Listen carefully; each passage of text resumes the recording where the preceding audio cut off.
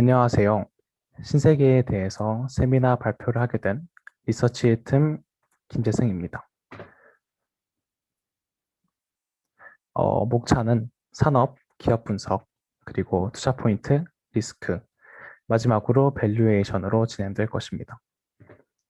먼저 산업 분석에 대해서 말씀드리겠습니다. 전체적인 분위기에 대해서 알아보겠습니다. 소비자 심리 지수가 코로나 이전으로 돌아간 점, 그리고 가계 흑자율이 30% 위로 올라간 점을 보면 알 수 있듯이 사람들이 소비에 대해서 긍정적으로 생각하고 있다는 것과 그걸 실현할 수 있는 현금을 충분히 가지고 있다고 볼 수 있습니다.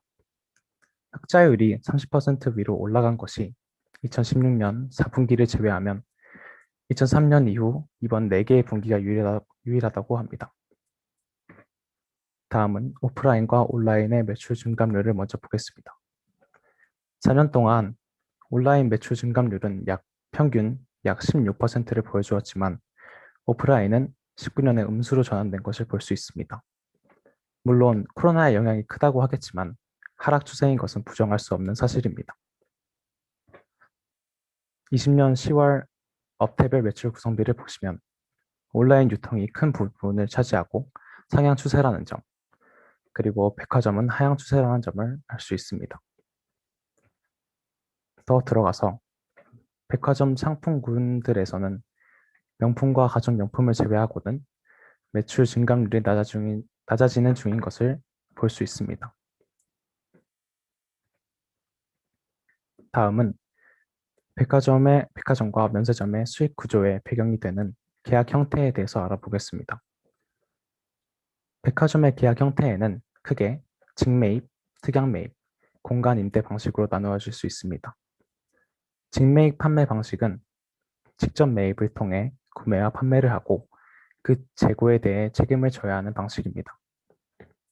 그에 반해 특약매입은 남은 재고에 책임을 지지 않는데 남은 재고를 납품업체에게 환불하는 방식이기 때문입니다. 이때 매출액의 일정 비율을 납품업체에게 주고 남은 수익을 가지게 됩니다. 공간 임대 방식은 점포주에게 임대를 해주는 것으로 그 비용에 따라 갑과 을로 나뉘게 됩니다. 갑은 매월 고정 임대료를 내는 것이고 을은 매출액의 일정 비율을 내는 것입니다. 특약 매입과 마찬가지로 재고자산에 대해 책임을 지지 않습니다. 백화점에게 가장 유리한 계약은 특약 매입, 특정 매입이라고도 하는데 이 방식이 가장 큰 부분을 차지하게 됩니다.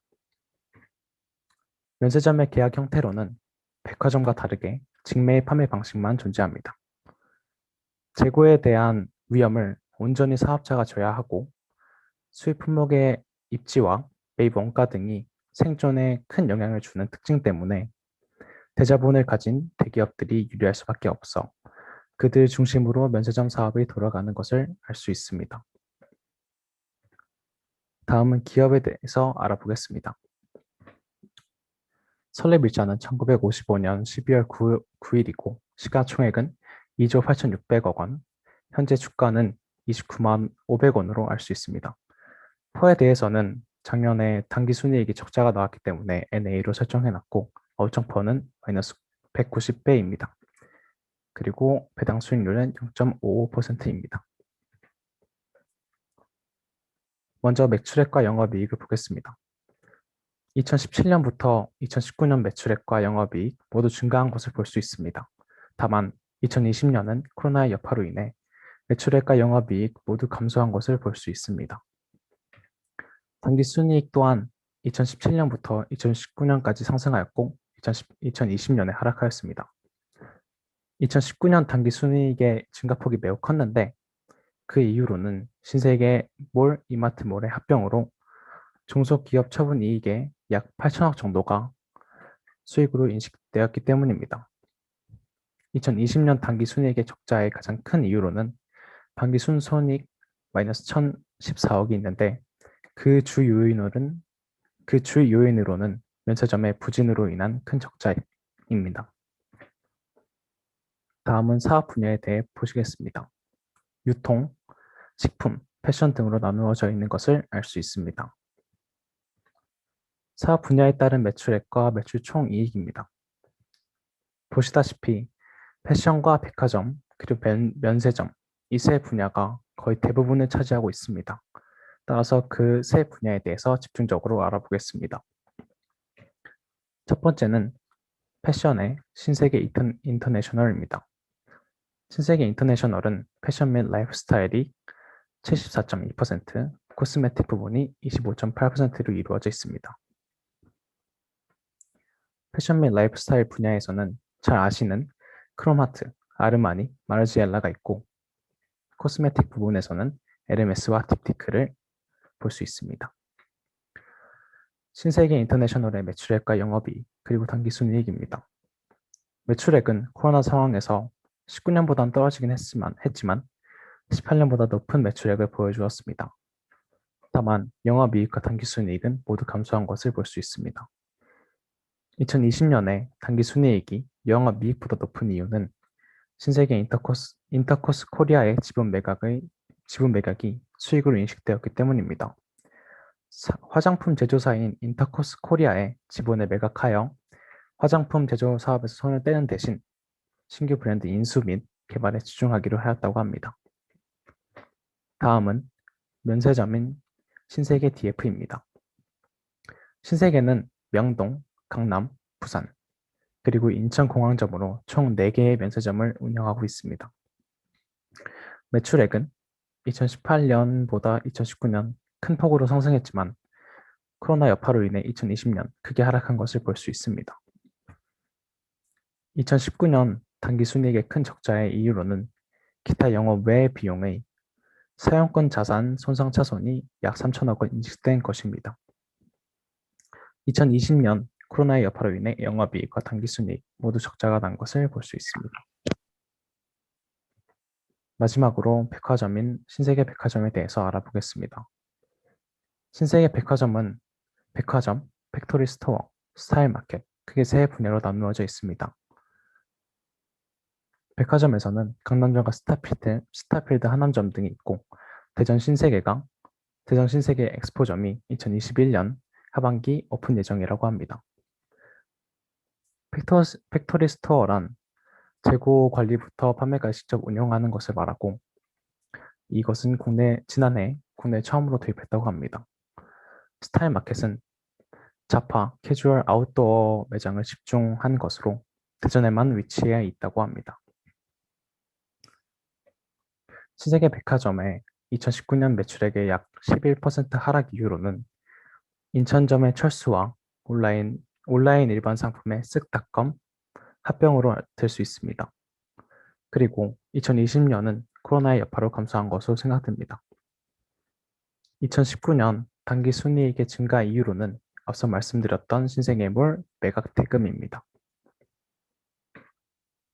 신세계는 백화점 11개, 면세점 4개, 아울렛 4개를 보유하고 있습니다. 경쟁사와 대비하여 적은 개수라고 생각될 수 있지만 보시다시피 백화점 순위와 코로나 상황에서의 신장률을 보면 효율적으로 운영되고 있다고 생각할 수 있습니다. 백화점 시장 점유율로는 신세계가 25%, 현대백화점이 28%, 롯데백화점이 37.3%로 나와 있습니다. 다음은 투자 포인트에 대해서 말씀드리겠습니다. 첫 번째는 네이버와의 사업 제휴입니다. 이마트의 2.96%를 네이버의 0.24%와 교환하였고 신세계 인터내셔널의 6.85%를 네이버의 0.16%와 교환하였습니다. 네이버와의 제휴는 그 자체로도 매우 매력적인 부분이지만 그 점을 더 부각시켜준 것은 네이버와 CJ의 6천억 원 규모의 지분 교환에 있습니다. 네이버와 CJ 대한통운이 3천억 원 규모의 지분을 교환하면서 사업 제휴를 맺었는데 그 영향이 앞으로의 신세계와 네이버의 사업에 든든한 버팀목이 되어줄 것이라고 생각합니다. 구체적으로 보자면 특히 물류 협력에 눈길이 가는데요. 신세계 혼자만이 아니라 네이버, 특히 CJ 대한통운과 함께하는 배달 서비스는 경쟁사들과의 질적인 차별점을 만들 수 있을 것이라고 기대합니다. 그 이외에도 네이버의 기술력과 잠재적 고객들을 공략하여 큰 시너지를 낼 수 있을 것이라고 생각합니다. 이 두 기업의 제휴는 반쿠팡 연합이라는 것에도 큰 의미가 있습니다. 왼쪽 표를 보시면 알 수 있다시피 단순 계산을 통해서도 쿠팡에 보다 우위를 가질 것이라고 판단되는데 이후 시너지가 발생하여 큰 격차를 벌일 수 있을 것이라고 생각합니다. 두 번째는 백화점의 소비 전망입니다. 앞서 보여드렸다시피 소비자 심리 지수와 가격 흑자율 추이가 앞으로의 소비 전망을 보여주는데요. 기사를 보시면 일명 보복 소비로 인해 신세계가 특히 매출액의 주된 세 부분, 백화점, 면세점, 패션 모두 수혜를 받을 수 있을 것이라고 생각합니다. 세 번째는 인플레이션입니다. 경제 부양의 기대감으로 소비자 물가 지수가 최근 오버슈팅한 모습을 보여줍니다. 인플레이션이 발생한다는 것은 프라이스, 즉 가격이 증가한다는 것이고 경쟁력이 있는 신세계 계열사 같은 회사들은 물가 상승률에 플러스 알파를 더하여 더 큰 이득을 가져올 수 있을 것이라고 예상됩니다.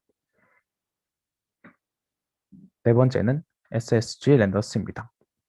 신세계의 계열사인 SSG닷컴과 스타벅스, 이마트 등이 야구단 운영과 시너지를 내어 큰 매출을 올릴 것이라고 기대합니다. 또한 추신수 선수를 통한 마케팅으로 매출을 올릴 수 있을 것이라고 기대하는데요. 그 예로 첫 승리를 거둔 4월 4일 전석이 매진된 것을 볼 수 있습니다. 이 마케팅을 이어서 굿즈 판매에도 매출액에 한 몫을 해줄 것이라고 생각합니다. 특이한 점은 신세계 계열사가 아닌 이마트가 인수 주체가 되어 다양한 이해관계에 얽히지 않고 적극적으로 활동이 가능하다는 것입니다. 마지막으로 정영진 부회장입니다. 정영진은 신세계 부회장과 SSG 랜더스의 구단주를 겸하고 있는데 인스타그램 팔로워가 말해주듯이 대중들과 많은 소통을 하고 있는 것을 알 수 있습니다. 재벌, 부회장이라는 대중들이 다가가기 어려운 타이틀을 가지고 있음에도 대중 친화적이라는 것은 예상 외의 마케팅 방법을 보여줄 수 있다는 것입니다. 또한 정현진 부회장이 스타벅스, 노브랜드, 스타필드, 스닥컴을 적극적으로 추진하는 모습에서 사업을 볼 수 있는 눈을 가지고 있다고 믿을 만한 모습을 보여줍니다.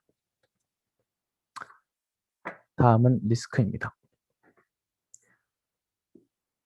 가장 큰 리스크로는 끝나지 않은 코로나입니다.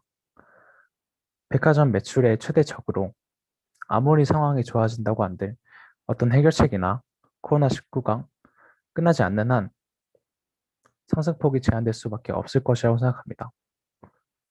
또한 한국의 백신 접종 현황이 현저하게 낮은 것을 볼 수 있듯이 이는 언제쯤 코로나 종식이 언제쯤 될 것인지 아직 모른다는 것을 보여줍니다. 물론 이 문제가 해결된다면 신세계 매출의 발판이 되어줄 것이라고 기대합니다. 두 번째는 많은 경쟁사들입니다.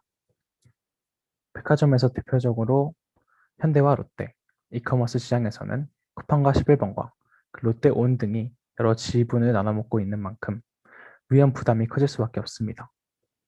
하지만 신세계가 네이버와의 제휴처럼 연합, 인수 등 적극적인 모습을 보여준다면 이 시장에서 살아남을 수 있을 것이라고 생각합니다. 마지막은 면세점의 비용입니다.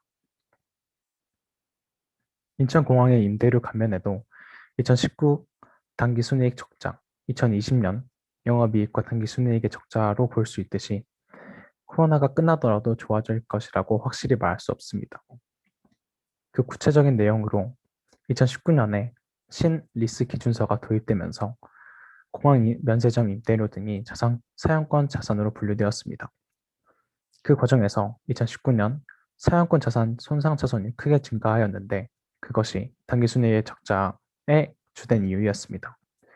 여기서 손상차손이란 보유 중인 자산의 가치가 장부가액보다 떨어졌을 때 이를 회계에 반영하는 것인데 임차 점포의 가치가 손상 차손만큼 떨어졌다고 판단한 것입니다.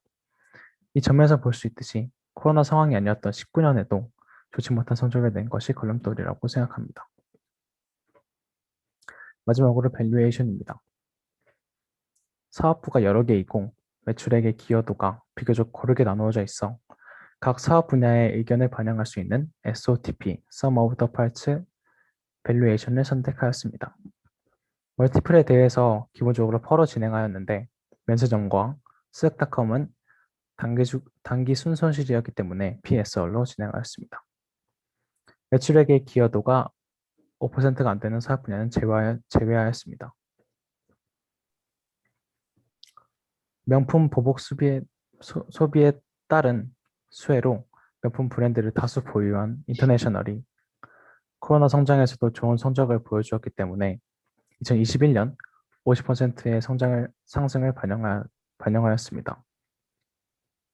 백화점에 대해서는 2019년 단기순이익이 일회성인 점을 고려하여 2017년 대비 2018년의 성장률에 보호소비 수혜를 반영하여 40% 성장을 반영하였습니다. 면세점 또한 백신 접종으로 보복 소비가 예상되지만 전처럼 돌아가기는 아직은 어려워 보이기 때문에 20% 성장을 예상하였습니다. 면세점의 PSR 멀티플에 대해서는 호텔 신라를 참조하였습니다. 그리고 지분법 회사 및 투자 자산에 대해서는 EV를 사용했습니다. 잔부가 할인은 일괄적으로 20%를 적용하였습니다. 이렇게 하여 목표 시가 총액을 3조 2천억으로 설정하여 기업 적정 가치로 32만 원, 상승 여력은 12%로 바이를 투자 의견을 정했습니다. 코로나 확산이 좀처럼 잡히지 않고 있고 백신 접종 또한 보급률이 좋은 편이 아닙니다. 유통업체들 모두 그렇듯이 신세계 또한 오프라인의 매장, 면세점처럼 고정 비용이 많은 기업들은 좋지 못한 실적을 거두었습니다. 그에 반해 언택트 유통업체가 좋은 실적을 거두면서 시장의 모습이 바뀌어 가고 있다고 생각합니다. 따라서 조금은 보수적으로 밸류에이션 한 것도 있습니다. 다만 이 상황이 위험하다는 것을 저보다 신세계 관계자들이 더 잘 알고 있다고 생각합니다. 세미나를 준비하면서 관계자들이 이 위기를 탈출하기 위해 많은 노력을 하고 있구나 라는 것을 느끼게 되었고 저는 이 부분을 믿어보기로 했습니다. 위기는 기회라는 말이 있듯이 어떻게 될지 모르는 리스크를 짊어가며 투자를 하기로 결정했습니다. 백신 접종 이후 언제가 될지 모르지만 포스트 코로나 시대는 올 수밖에 없다고 생각합니다. 그때 앞서 말했던 내수 활성화 조짐이 연결되면서 신세계가 많은 수혜를 받고 높이 올라갈 가능성이 있다고 보입니다. 감사합니다.